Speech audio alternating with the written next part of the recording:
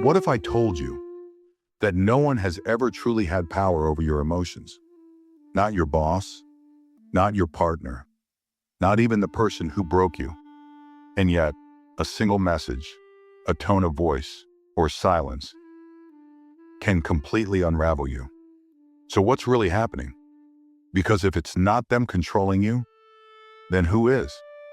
You've felt this before. A message goes unanswered. Someone seems distant. A comment lands wrong. And suddenly something shifts. Your mood drops. Your thoughts spiral. Your sense of self feels unstable.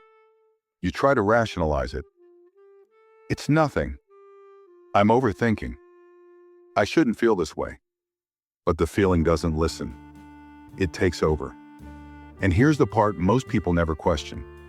Why does something so small feel so powerful? Why can one person's approval lift you and their rejection quietly destroy you? Most people assume the answer is simple. I'm just too sensitive. But what if that explanation is completely wrong? Because according to Carl Jung, what's happening is far more unsettling. And once you see it, you won't be able to unsee it. Section 1. The illusion of external control. We're taught to believe something subtle but dangerous, that our emotional reactions are caused by other people. They say something, we feel something. They do something, we react. It seems obvious, but Jung saw something different. He noticed that people weren't just reacting to the world, they were depending on it. Depending on approval, validation, attention, recognition, to feel stable. Which means your emotional state isn't actually yours. It's being regulated externally. And that creates a hidden condition. You only feel okay when the world behaves the way you need it to. Now think about that. If your sense of self depends on other people's reactions, then you are never truly stable. You are one comment away from doubt, one rejection away from collapse, one silence away from anxiety. And here's the part that makes it worse. This doesn't feel like a problem. It feels normal. Because almost everyone around you is living the same way. But this is only the surface. Because the real question is, why do certain people affect you more than others? Why does one person's opinion barely matter, while another's defines your entire emotional state? That's where things get uncomfortable. Section 2. The hidden mirror, shadow projection. There are people who trigger something in you instantly. Not mild irritation, something deeper. You feel unusually angry, strangely threatened, emotionally charged in ways you can't explain. And afterward you think, why did that affect me so much? Jung would say, because you're not seeing them clearly. You're seeing yourself, but not the version you accept, the version you buried. This is what Jung called the shadow. Not just your dark side, but everything you pushed out of awareness. Traits you were taught were unacceptable. Emotions you learned to suppress. Parts of you that didn't fit your identity. They don't disappear. They go underground. And then something strange happens. They start appearing in other people. And when they do, you react. Not to them, but to the part of yourself you don't want to face. Think about it. The arrogance that infuriates you.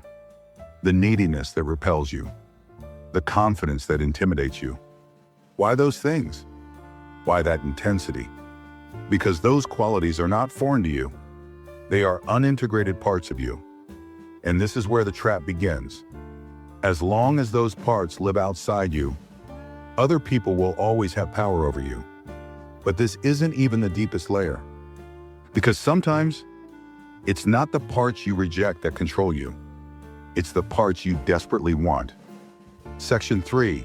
The dangerous illusion of completion. There is a specific kind of person who makes you feel different.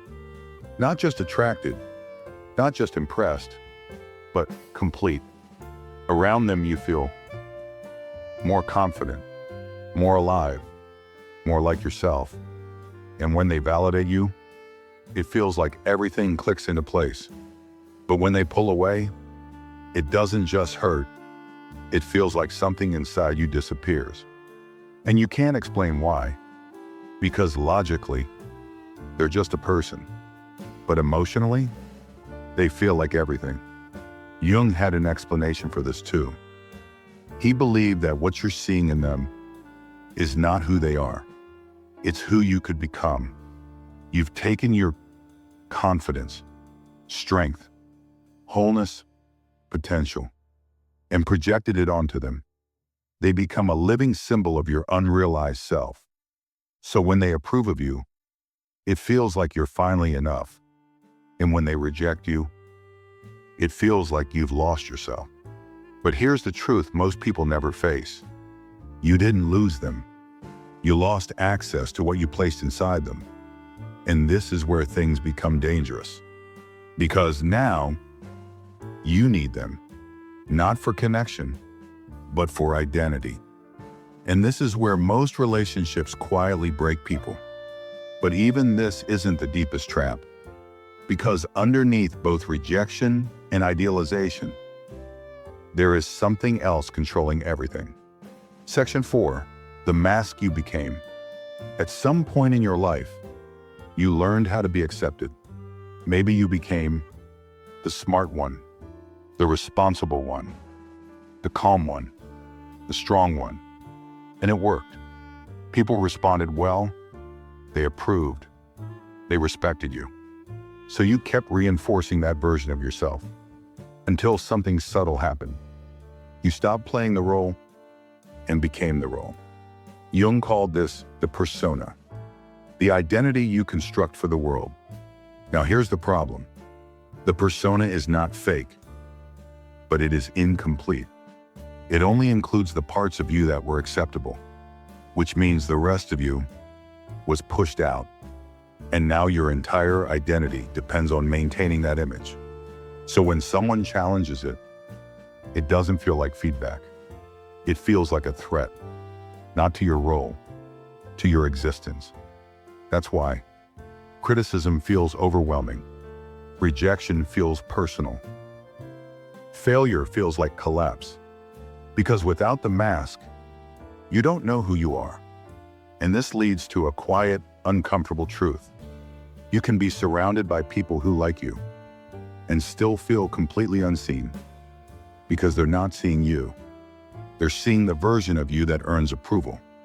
But this still doesn't explain one thing: why certain people seem to trigger something much deeper, something older, something you can't control. And this is where everything connects. Section 5, the pattern you didn't choose. There is a specific type of person who affects you more than anyone else. Not randomly, consistently. Authority figures, emotionally distant partners, people whose approval feels important.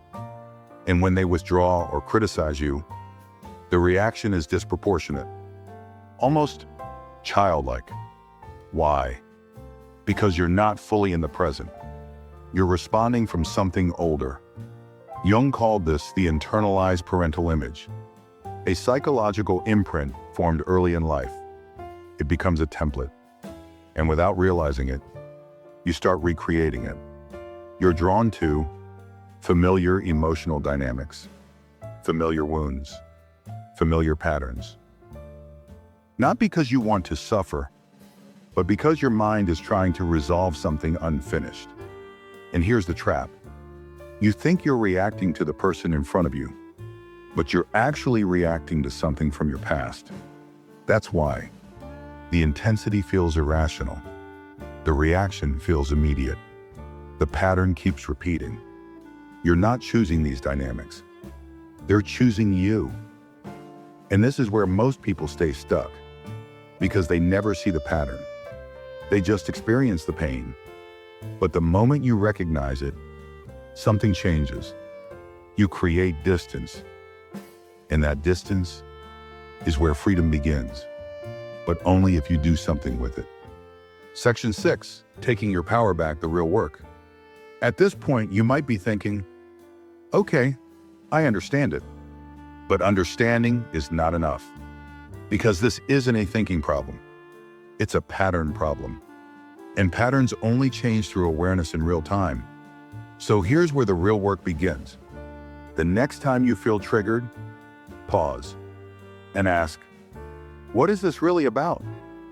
Not what they did, what they said, but what part of me is reacting right now? Then go deeper. What am I afraid of? What does this remind me of? What am I making this mean about myself? This is how you start pulling your energy back from other people, old patterns, unconscious reactions, and placing it where it belongs, inside you. Then comes the hardest part, not reacting automatically, not performing, not adjusting yourself to be accepted, just staying with yourself. That discomfort you feel, that's not weakness. That's the space where your real self begins to form. Slowly, quietly, without needing permission from anyone else. Final section, the truth most people avoid. Here's what all of this comes down to.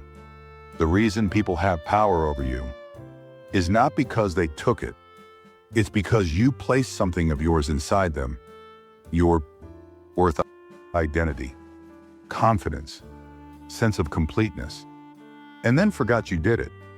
So now you live waiting for it to come back through approval, attention, validation, but it never stays because it was never theirs to hold. And this is the realization Jung pointed toward. You don't become free by controlling the world. You become free by no longer needing it to define you. That doesn't mean you stop caring. It means your center of gravity moves from outside to inside. And when that happens, rejection still hurts, but it doesn't erase you. Criticism still stings, but it doesn't define you. Approval feels good, but you don't depend on it. You become harder to break. Not because you're numb, but because you are finally anchored in yourself. And that raises one final question. Right now, is your sense of self coming from within you or from the shifting, unpredictable responses of others? Because wherever that answer points, that's where your power is living. And whether you realize it or not, that's what's shaping your entire life.